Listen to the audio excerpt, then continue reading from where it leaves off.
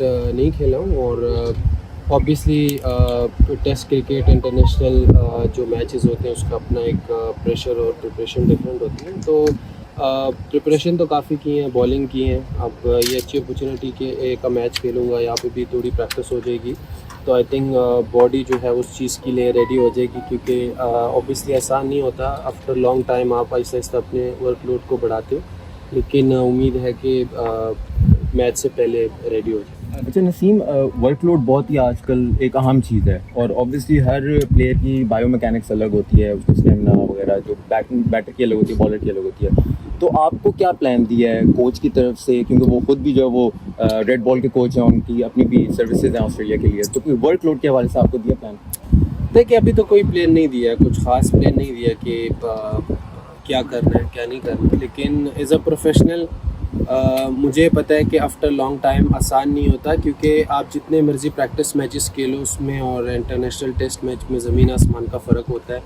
Body पे pressure, body load different होता है। तो मेरी कोशिश है कि उससे पहले जितनी भी मैं प्रिपरेशन अपने तरफ से करूं तो वो मैं कर सकता हूं, क्योंकि बॉलिंग लोड को आप इंजरी के बाद आहिस्ता आहिस्ता बढ़ाते हो। तो उसी पे मैं ये लास्ट 2-3 वीक्स बॉलिंग करता रहा और उस लोड को मैंने बढ़ाया।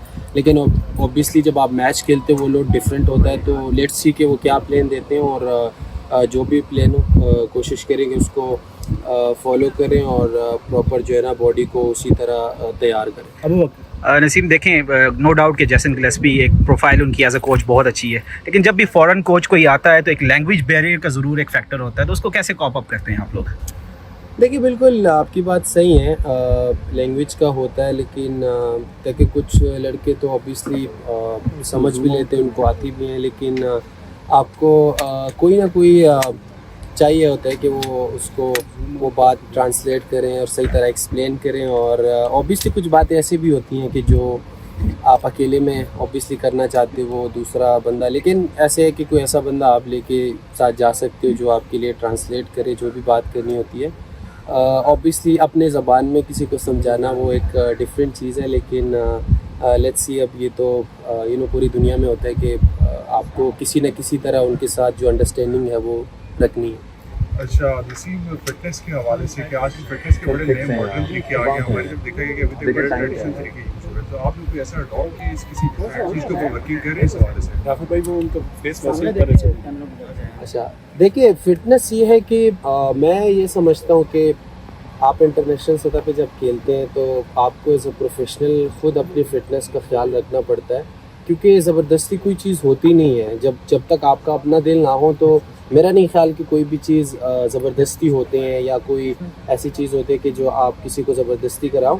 यस, आपने टेस्ट के लिए ऑब्वियसली कुछ मार्क्स रखे होंगे, लेकिन मेरा ये ख्याल है कि जो दिल से खेलते हैं और जो अपने मुल्क के लिए दिल से खेलना चाहते हैं और अच्छा खेलना चाहता है, तो फिटनेस एक ऐसी चीज़ है कि वो बहुत ज़रूरी है, वो आपको खुद होनी चाहिए। ये ना हो कि एक तो वो स्कूल के बच्चे होते हैं जिसको आप सिखाते हैं, लेकिन आई थिंक इंटरनेशनल प्लेयर को स्कूल के बच्चे नहीं होते कि उनको आप बताते कि यार आपको फ़िटनेस में क्या क्या करना है। सबको पता होता है, और आई थिंक इंटरनेशनल सतह पे आपको खुद भी अच्छा नहीं लगता, सारी दुनिया देखते कि आपकी फ़िटनेस सारी दुनिया को नज़र आती है। तो I think as a professional आपको खुद इस चीज़ पे देखना होता है कि आपको कितना फिट रहना है और ये क्रिकेट की क्या डिमांड है। नसीम भाई ये बताएं कि जैसे कि आपको पता है कि जो अब से सीज़न एक स्टार्ट होने जाना है, किक ऑफ होने जा रहा है, ये इसके जो क्लाइमेक्स होगा वो चैम्पियंस ट्रॉफी पे होगा, जो अगले साल फरवरी में होगी, और बहुत बड़ा इवेंट है पाकिस्तान की क्रिकेट हिस्ट्री के लिहाज से। तो आप क्या ऊपर उम्मीद है कि अब से जो ये आगाज़ हो रहा है इंशाल्लाह आप चैम्पियंस ट्रॉफी को की विक्ट्री पे इसको एंड करेंगे? देखिए, बिल्कुल एक नया आगाज़ है। जैसे मैंने बात की कि जो पीछे हुआ है अगर उसको दिमाग में रखेंगे तो चीज़ें बहुत मुश्किल हो जाएगी, क्योंकि as a player I think player को भी बहुत दुख होता है, और जो भी जिस तरह भी हमारी परफॉर्मेंसेस रही हैं, तो मैं समझता हूँ कि आप डिनाई नहीं कर सकते कि हम कोई अच्छी क्रिकेट खेले, हम बहुत बुरा क्रिकेट खेले और क्रिटिसाइज और ये सारी चीज़ें भी बनती है। ऑब्वियसली आप नेगेटिव चीज़ें भी आपके दिमाग में आती है, लेकिन मैं समझता हूँ कि एज अ नेशन हमें एक दूसरे की खुश होना पड़ेगा, और एक दूसरे के लिए नीयत और दिल साफ़ करके। तो अभी आगे जो चीज़ें आ रही है हमारे हाथ में जो हैं, उसमें एज अ टीम और सबके एक नीयत और दिल एक दूसरे के लिए साफ़ होना चाहिए। मैं जनरेशन इसलिए बात कर रहा हूँ क्योंकि आई थिंक मुझे ये लगता है कि ये चीज़ की थोड़ी सी कमी है कि जब आप एक दूसरे की खुशी पर एक दूसरे की चीज़ों में आप एफर्ट करते हैं तो अल्लाह ताला भी साथ देते। तो आई थिंक अब जो हमारा नया जो भी चैलेंजेस आ रहे हैं तो उम्मीद है कि अब एक हो के हम अच्छी क्रिकेट खेलें। Thank you. किरण नसीम जी बताइएगा कि आपने कहा कि जैसे आपको टीम को एक बन के खेलना होता है। डेफिनेटली हमारी टीम ने वर्ल्ड कप में अच्छा परफॉर्म नहीं किया और बहुत ज़्यादा क्रिटिसिज्म का शिकार भी रहे, लेकिन अब टीम के अंदर आप एक कैसा इन्वायरमेंट देख रहे हैं? अब बहुत टाइम के बाद पाकिस्तान टेस्ट सीरीज़ भी खेलने के लिए जा रहा है, जिसकी प्रैक्टिस भी कर रहे हैं, तो क्या लगता है कि टीम के अंदर फुल टीम की मोटिवेशन एक कैसी है? क्योंकि किसी भी चीज़ के लिए मोटिवेशन का होना बहुत ज़रूरी होता है, जो कि हमें वर्ल्ड कप में बहुत मिसिंग दिखाई दी। तो उसके बाद अब आप भी कम बैक डेफिनेटली टेस्ट में उसके बाद अब करेंगे, तो आपकी अपनी तैयारी तो आपने बता दी, लेकिन एज ए टीम के बारे में आप क्या कहना चाहेंगे? देखिए ऑब्वियसली मैंने सबसे पहले बात की कि जो देखिए टीवी पे नज़र आते हैं तो ऑब्वियसली लोग वही देख के चीज़ें डिसाइड करते हैं और बात करते हैं। और आई थिंक मैंने जैसे बात की कि एज ए नेशन इसमें हमारे सब लोग आते हैं कि हमें एक दूसरे के लिए दिल को साफ़ करके और अपने नीयत को साफ़ करके एक दूसरे के साथ जितना भी पाकिस्तान के लिए कोई भी जितना भी बेहतर कर सके वो करे। ये ना हो कि किसी की वजह से कोई चीज़ डैमेज हो सकता है। और ऑब्वियसली सबको इस बात का अफसोस है और सबको ये बात रियलाइज़ भी हुई होगी कि यार अब हमें किस तरह की क्रिकेट खेलनी है और किस तरह अपने आप को बेहतर करने, वो फिटनेस वाइज हो वो और चीज़ों के लिए हो।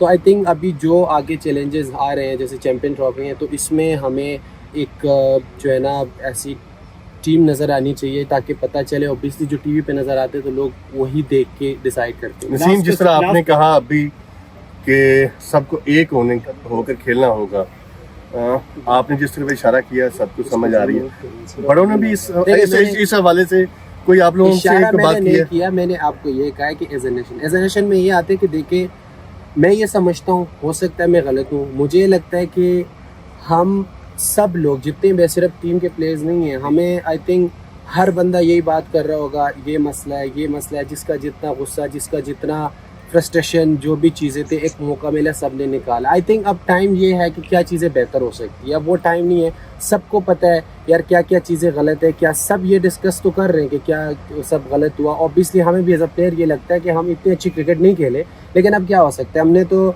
अभी क्या करना है, अभी यही कर सकते हैं कि हम सब एज अ नेशन एक दूसरे के लिए नियत और दिल साफ़ करके एक दूसरे की खुशी पे खुश हो और जितना भी पाकिस्तान को फ़ायदा हो जो भी दे सकते हैं वो दे और एक अच्छी क्रिकेट खेलें और एक different cricket. Last question please keep it short. Naseem Rozina Ali 24 news से ये बताइए कि वो प्लेयर्स का गुस्सा और फ्रस्ट्रेशन किस पर होता है? क्या टीम बॉन्डिंग की कमी है या कप्तान से कोई प्रॉब्लम है? फैंस जितने ज़्यादा आप लोगों से पहले खुश होते हैं तो टूर्नामेंट के बाद या कोई भी जो सीरीज़ होती है उसके बाद फिर फैंस बहुत ज़्यादा डिसअपॉइंट हो जाते हैं। इस वक्त प्रॉब्लम बेसिकली कहाँ पे आ रहा है और हमारी टीम पहले जितनी फिट नज़र आती है हमेशा हर सीरीज़ में जाके प्लेयर्स अनफिट क्यों हो जाते हैं? देखिए जैसे मैंने आपको बात की कि आपने फैंस की बात की, ऑब्वियसली जब आप अच्छा नहीं खेलते तो फैंस आपको क्रिटिसाइज़ करते हैं और आपको बर्दाश्त तब तक करना है जब आपको खुद भी पता हो कि हम अच्छी क्रिकेट नहीं खेले, ठीक है। उसमें सारी चीज़ें आते हैं, आप skill wise, fitness wise, team bonding wise बहुत सारी चीज़ें आती हैं। आपको रियलाइज़ होती है कि किन किन चीज़ों में आपने गलतियाँ की हैं और उन्हीं सारी चीज़ों को देखते हुए आप खुद को बेहतर कर सकते हो। क्योंकि आपने भी सुना होगा, मैंने भी सुना होगा, हर दूसरा बंदा यही कहता है कि ये भी मसला है, वो भी मसला है, ये भी मसला है, और मैं भी ये कब से सुनी, मतलब सब सुनते हैं।